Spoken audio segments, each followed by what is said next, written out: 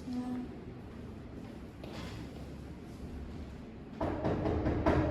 Assalamualaikum. Waalaikumsalam. Silakan masuk.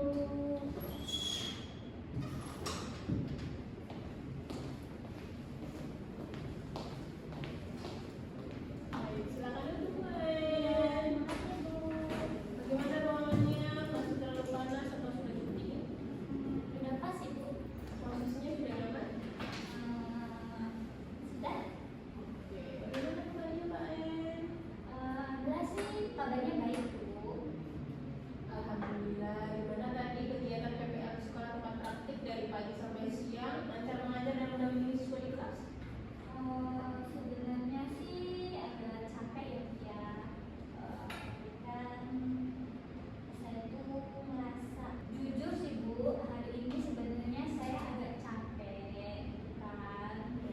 Ditambah lagi tuh Pak, saya tuh agak pusing karena dari pagi sampai tadi jadwal penghujung mengajar itu saya berada di dalam kelas gitu, mengondisikan anak-anak gitu kan sampai pulang, yang sangat cukup aktif ya Bu ya, dan juga menyelesaikan beberapa tugas kuliah sih.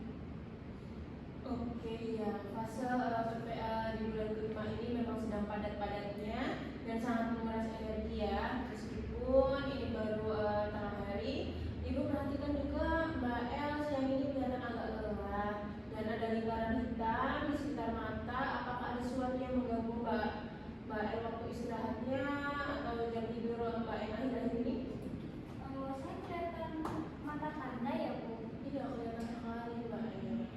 Iya sih Bu, sebenarnya tuh beberapa minggu ini atau akhir-akhir minggu ini saya suka begadang Bu, tidur di larut malam. Itu sekitar jam 2 atau sampai jam 3 pagi saya baru tidur. Nah, terus kan pas paginya itu kan saya harus bangun pagi-pagi ya Bu, karena saya kan PPL. Nah, kebetulan jarak dari kosan saya ke PPL itu jauh Bu. Itu kan saya dapatnya di dari Rejo ya Bu.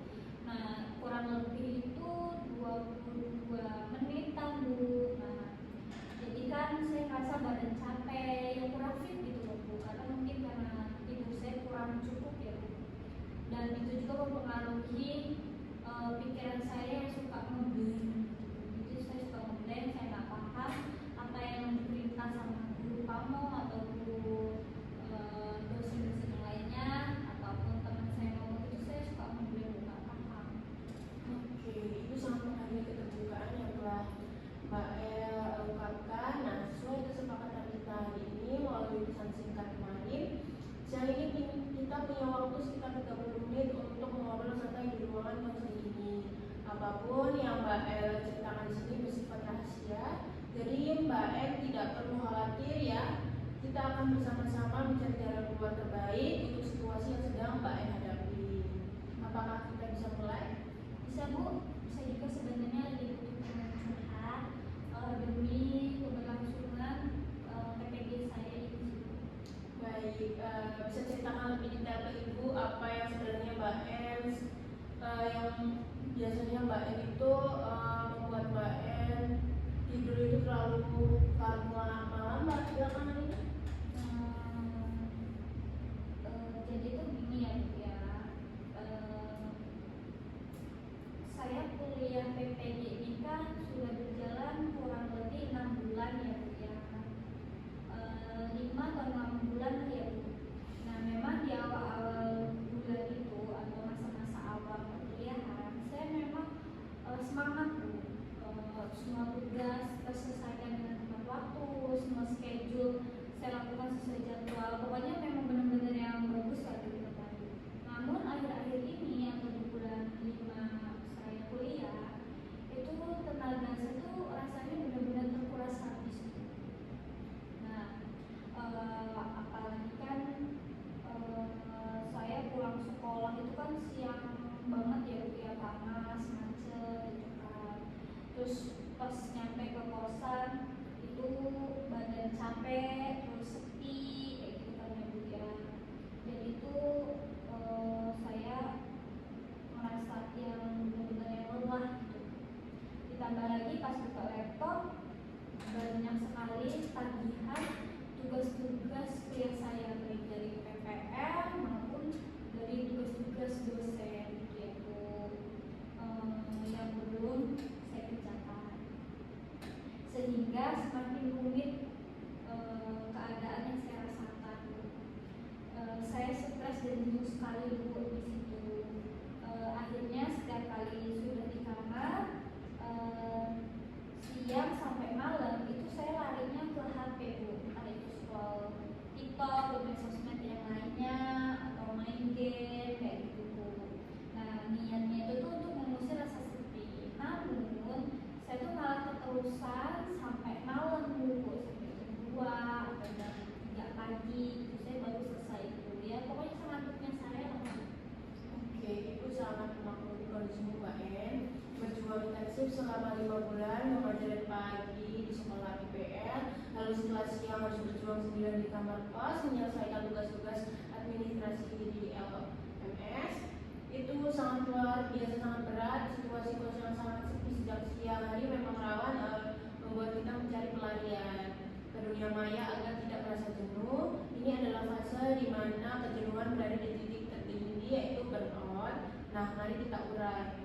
Ketika Mbak En pulang ke kos, siang hari membuka laptop di bulan 5 ini dan melihat tagihan LMS yang terus menumpuk, emosi atau pikiran yang paling sering muncul Mbak En di dalam pikiran Mbak En itu apa?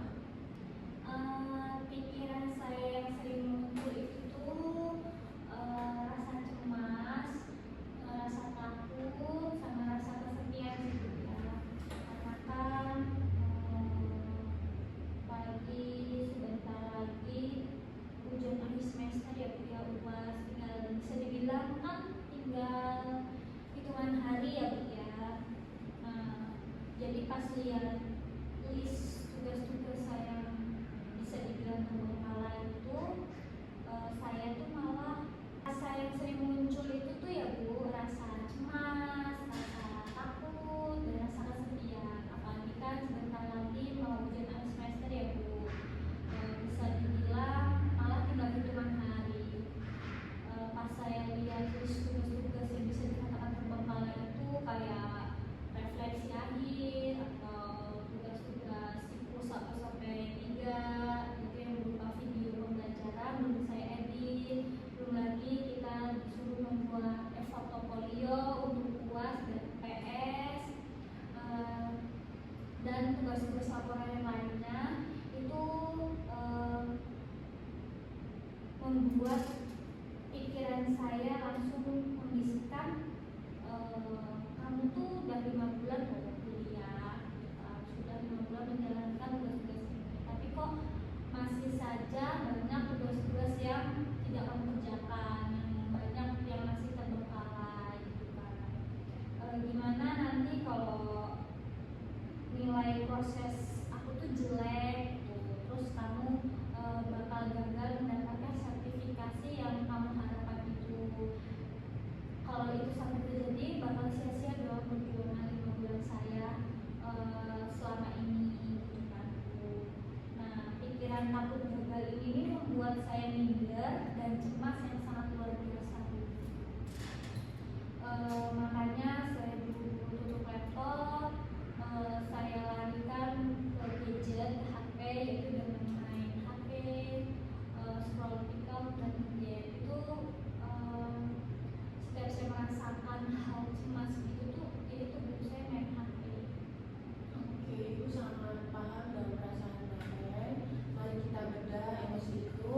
Jadi ketika melihat tagihan tugas LMS yang rumit setelah telah mengajar PPL di dalam kamar kos yang sepi, muncul pikiran takut gagal dan merasa sisa perjuangan 5 bulan ini terancam sia-sia. Apakah begitu Mbak En? Iya Bu, tepat sekali. Kalau di game kan saya langsung merasakan kepuasan tersendiri. Saya merasa hebat ketika saya berhasil naik level. Hal kesenangan tersebut, kepuasan tersebut tidak saya rasakan ketika saya mengerjakan tugas. Menurut saya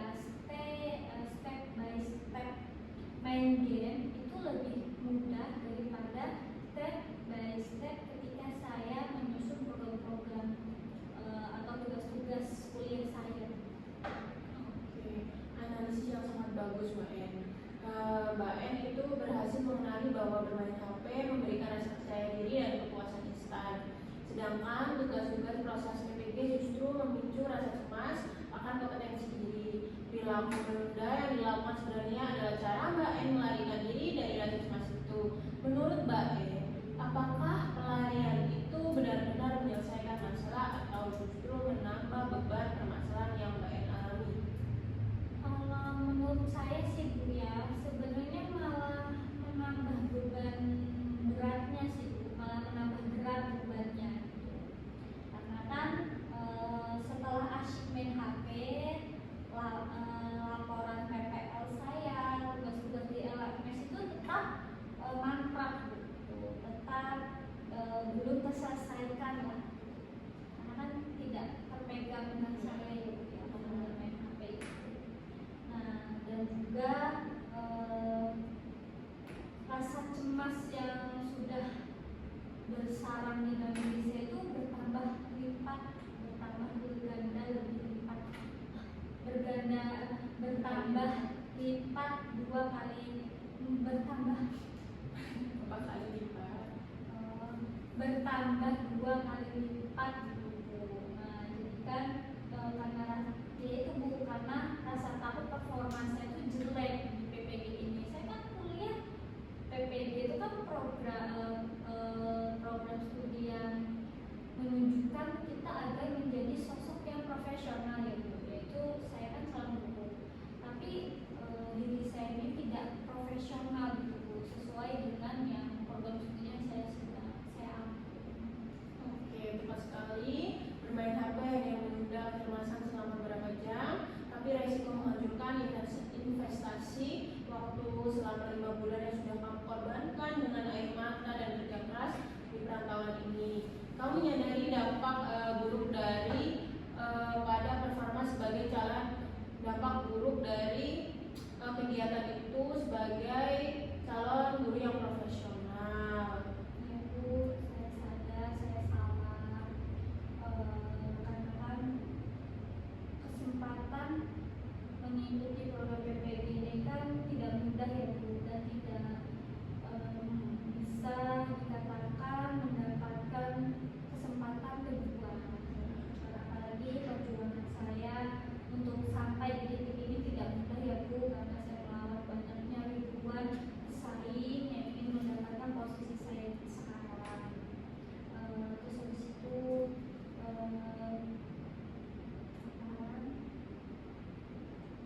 namun walaupun saya sadar saya salah, saya tetap melakukan pola yang sama, yaitu main HP, main gadget segala macam, tanpa menyentuh atau menyelesaikan tugas-tugas yang seharusnya saya kerjakan lebih utama. Oke, menurut Ibu wajar merasa bingung karena perilakunya Mbak En ini sudah menjadi sebuah pola kebiasaan di tengah kelelahan fisik selama PPL. Namun dalam pandangan behavioristik, perilaku yang dibentuk itu bisa diubah dan dibentuk ulang. Mbak En, sekarang dari rentetan masalah tadi, apa perubahan spesifik yang ingin dilihat dari Mbak En dalam 1 minggu ke depan? Saya sih lebih pengen manage waktu agar lebih baik aja sih Bu, kayak mengatur waktu saya gitu dalam sehari-hari. Saya juga ingin tugas-tugas semua yang ada baik dari LMS maupun PPL itu diselesaikan tepat waktu, sehingga saya juga tidak tidur begadang lagi di jam-jam normal. Oke, bagus sekali. Berarti kita punya 2 target. Yang pertama mencicil tugas dan laporan PPL setelah sampai di kos. Kedua, membatasi jam tidur paling lambat jam 11 malam agar paginya terasa segar saat harus berangkat mengajar lagi di sekolah. Nah, bagaimana dengan game atau bermedsosnya? Apakah ingin berhenti total atau bagaimana Mbak En? Kalau berhenti total dalam keadaan dan situasi seperti ini, menurut saya kayaknya enggak sih ya Bu ya.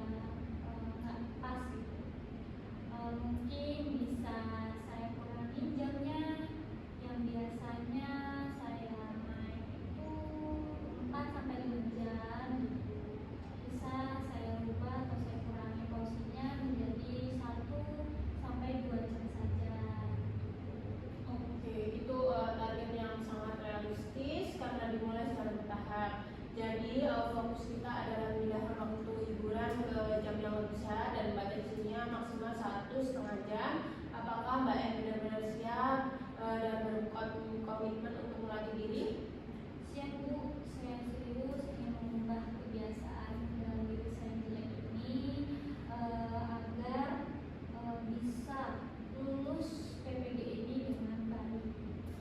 Baik, kita tidak hanya mengubah jam bermain HP, tapi kita juga ingin mengubah cara Mbak N menghadapi tugas LMS yang sulit di kos, agar tidak langsung kabur ke kasur. Untuk mengontrol perilaku ini secara konsisten, kita akan menggunakan metode bernama kontrak perilaku berbasis pengelolaan diri self management. Itu sistem kerjanya gimana Bu metodenya itu? Oke, kita akan menyusun kesepakatan tertulis, namun isinya bukan ibu yang minta, melainkan Mbak El sendiri yang merancang jadwal baru, memantau hasilnya di kos setiap hari, serta menentukan hadiah reward atau hukuman bagi diri sendiri. Ibu hanya berperan sebagai fasilitator yang mengawasi komitmen ini bagaimana. Saya sangat setuju Bu, dan saya merasa dihargai juga karena semua ini serangkaiannya disesuaikan dengan kemampuan saya Bu. Baik. Mari kita susun jadwalnya Bu. Baik. Aktivitas PPL di sekolah biasanya selesai jam berapa Mbak En? Terus sampai di kos itu biasanya jam berapa? Di sekolah saya itu tuh tidak full day Bu, jadi selesai itu jam 1.15. Nah, saya itu nyampe kosan sekitar kurang lebih jam 2 siang sih. Oke, dari jam 2 siang sampai malam, mari kita bagi waktunya secara mandiri Mbak En. Oke Bu, mungkin setelah saya pulang PPL itu kan jam 2 ya Bu, ya. Mungkin saya gunakan waktunya untuk istirahat saja, melakukan kegiatan yang lainnya seperti masak, makan, atau cuci baju atau tidur. Nah, nanti sorenya itu saya mandi atau yang lainnya. Nah, nanti setelah maghrib dan isya, saya akan memfokuskan diri saya duduk di depan laptop yang ada di meja belajar saya, yaitu untuk mencicil laporan atau tugas-tugas PPL ini maupun tugas LMS, dan menyusun rangka pembelajaran untuk praktik esok harinya. Oke, 2 jam yang fokus di malam hari, setelah istirahat cukup sejam siang. Bagus. Lalu kapan untuk main HP atau hiburannya? Mungkin dari jam setengah 10 sampai jam 11 kali ya Bu, saya boleh main HP gitu. Nanti setelah jam 11 itu saya akan mematikan HP, terus menjauhkan HP dari tempat jangkauan tidur saya. Setelah itu mempersiapkan diri untuk istirahat, untuk tidur. Oke, rencana pembagian waktu yang sangat rapi. Tapi mari kita realistis Mbak En. Di kamar kos sendirian tanpa ada yang mengawasi, godaan untuk menyerah dan kabur ke HP di fase 5 bulan yang melelahkan ini pasti akan terasa 2 kali lipat lebih berat. Mari kita latih mental Mbak En lewat teknik behavioral rehearsal, latihan perilaku. Anggap saja ibu adalah bisikan cemas yang ada di pikiran Mbak En saat malam di kosan. Mbak En harus melawannya dengan kalimat tegas. Kita coba simulasi sebentar ya. Baik Bu, saya coba. Oke. En, lihat tugas dan laporan PPL ini susah sekali kan? Kamu itu sudah lelah mengajar di sekolah PPL pagi-pagi. Sudah berlangsung selama 5 bulan PPL ini. Begini terus, energi kamu pasti sudah habis kan? Kosan sepi begini, tidak ada yang tahu juga kalau kamu menunda. Sudahlah, mendingan rebahan, buka HP sekarang, main game atau scroll TikTok itu sampai subuh. Besok-besok kan masih bisa dikerjakan. Oke, nah silakan respon bisikan itu Mbak En.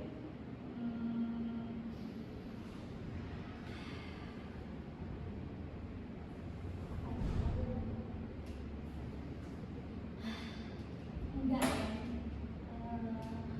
kamu sudah bertahun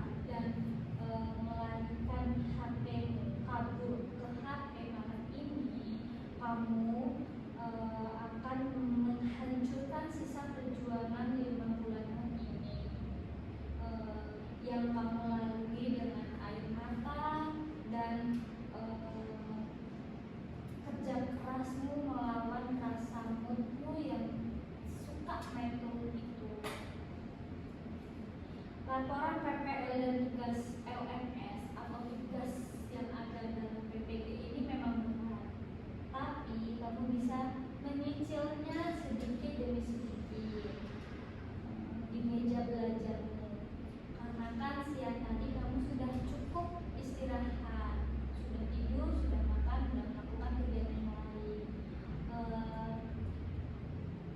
Kamu taruh HP-nya jauh-jauh, buka laptopmu, dan tuntaskan tugasmu sedikit demi sedikit demi masa depanmu.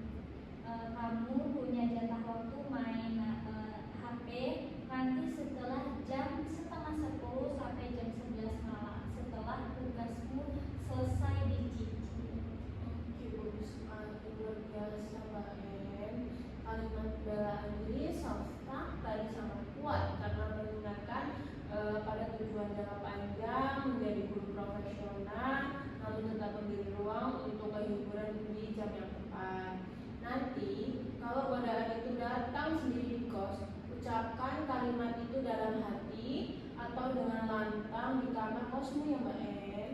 Baik Bu, saya setelah mengatakan itu rasanya seperti mendapatkan suntikan kekuatan baru saat melatih kalimat tadi. Oke, pasti bisa untuk Mbak En. Sekarang mari kita atur konsekuensi mandiri self-reforman. Perjanjian ini kita uji coba selama 1 minggu ke depan. Jika Mbak En berhasil menepati jadwal ini secara konsisten, reward apa yang akan Mbak En berikan kepada diri sendiri Mbak En? Kalau saya berhasil dalam 5 hari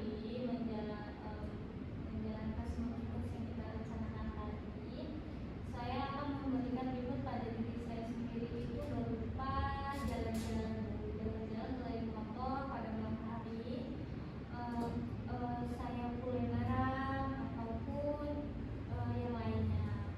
Bahkan saya juga menyukai nonton film ya Bu, drakor, rajin. Mungkin saya akan menggunakan waktu libur saya yaitu hari Sabtu ataupun Minggu, akan saya gunakan untuk menonton film tanpa beban pikiran tugas-tugas PPG. Oke, disetujui. Itu hadiah yang sangat bagus untuk kesehatan mental seorang anak kos sekaligus mahasiswa PPG Mbak En. Sebaliknya, jika Mbak En melanggar batas waktu pada hari tersebut, apa hukuman yang akan Mbak En berikan kepada diri sendiri Mbak En?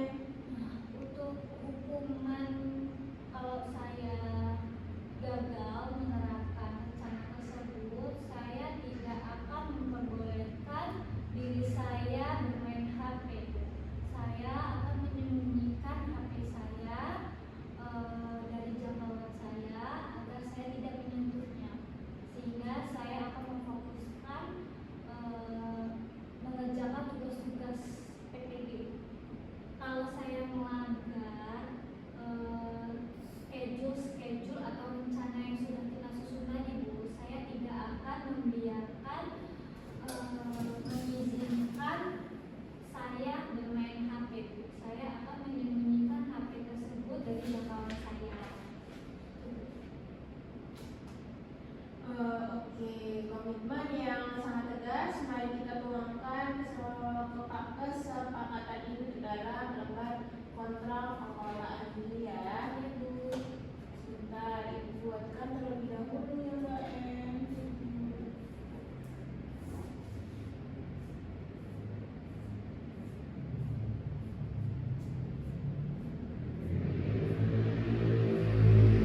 Ya, setiap malam sebelum tidur di kos pastikan diisi dengan jujur ya Mbak En. Beri tanda checklist ataupun silang sesuai dengan keadaan Mbak En secara jujur dan secara baik. Bu, saya akan mengisi lembar ini dengan sejujur-sejujurnya. Oke, bagus sekali. Nah, waktu pertemuan kita sudah habis. Sebelum kita akhiri sesi hari ini, bagaimana kesimpulan dan rasa Mbak En setelah kita menyusun strategi bersama dan melakukan kontrak bersama dan kegiatan hari ini? Jujur saya merasa jadi lebih tenang ya Bu ya, lebih terarah lagi karena saya sudah memiliki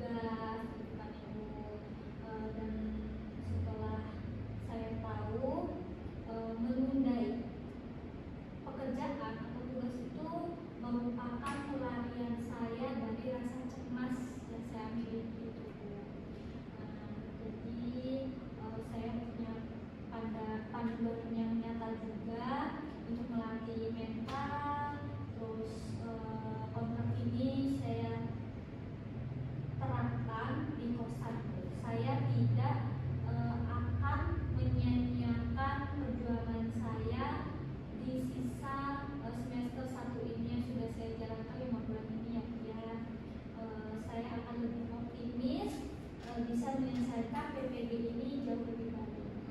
Saya sangat mengapresiasi kejujurannya Mbak En. Saya sangat mengapresiasi atas kesadarannya Mbak En tentang permasalahan ini. Ibu sangat bangga dengan langkah awal ini Mbak En. Ibu yakin Mbak En memiliki kapasitas yang hebat untuk menjadi guru profesional yang disiplin dan bertanggung jawab. Meskipun jauh dari rumah, kita lihat perkembangannya yang Mbak En hari Senin depan di ruangan konseling ini di jam yang sama untuk mengevaluasi tabel yang telah saya tadi berikan. Semangat untuk proses perubahannya ya Mbak En.